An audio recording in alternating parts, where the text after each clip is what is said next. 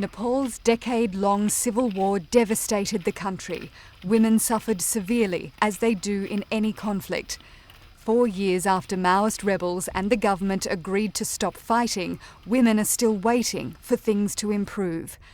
Gita was pregnant when her rebel husband was killed, leaving her to give birth alone and to raise 6 children with little support.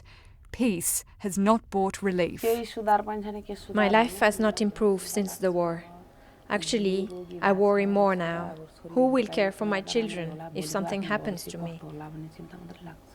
At 14, Sushma was kidnapped and forced to serve the Maoists for a year. She still fears for her safety. I don't count on peace in this community. Murders and kidnapping still go on. A UN-supported ceasefire in 2007 created space to improve women's lives, but progress has stalled. Now rights advocates are trying to create new momentum using a landmark UN Security Council resolution on women and war, adopted a decade ago.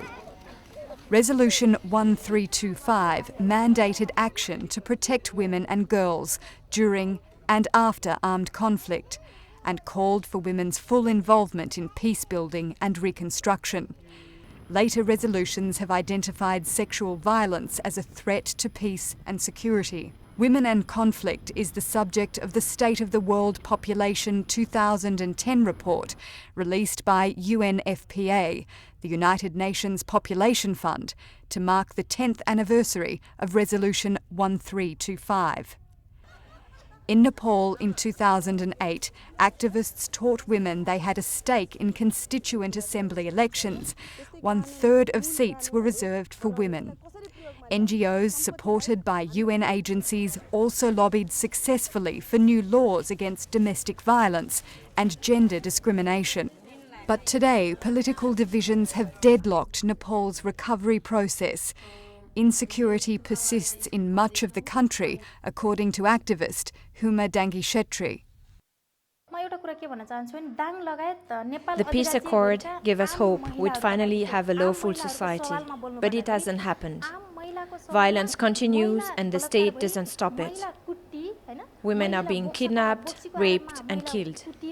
Perpetrators go unpunished because of political connections. The Nepali government and civil society groups are making fresh efforts, with international support, to increase women's protection and involve them in creating a secure peace, as the UN called for 10 years ago. Consultations in mid-2010 led to a new national plan of action to implement Resolution 1325. UNFPA and Norway supported the process. Sadhu Ram Sapotka of the Ministry of Peace and Reconciliation explains. The main purpose of the National Action Plan is to give justice and reparation to the conflict-affected women and the child, the girl child, Sushma would like to see the Security Council's recommendations carried out in Nepal. Victims from both sides should be compensated for the miseries they endured during the war, and they should be brought together for reconciliation.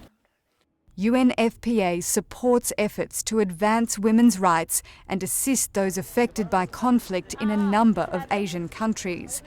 It has provided reproductive health services, for example, for women displaced by fighting in Pakistan, the Philippines and Sri Lanka, as well as in Nepal. Women are being helped in other ways to play an equal role in Nepal's recovery. Several UN agencies are providing job training for former Maoist child soldiers. UNFPA offers counselling and childcare so women can participate. Dil Saragatri is grateful for the opportunity to learn a new skill. It is good we are getting this training. Being discharged was harder for women. Men can go to India to work. A woman with a child can't go anywhere. Sonia Tamang is studying for a school entrance exam. I was sorry to leave the camp, but it gave me a chance to become a midwife. That's been my dream since childhood. A lasting peace in Nepal will require women's full protection and participation, as the Security Council recognised 10 years ago. Enabling women like Geeta, Sushma and Sonia to play their part is crucial to future success.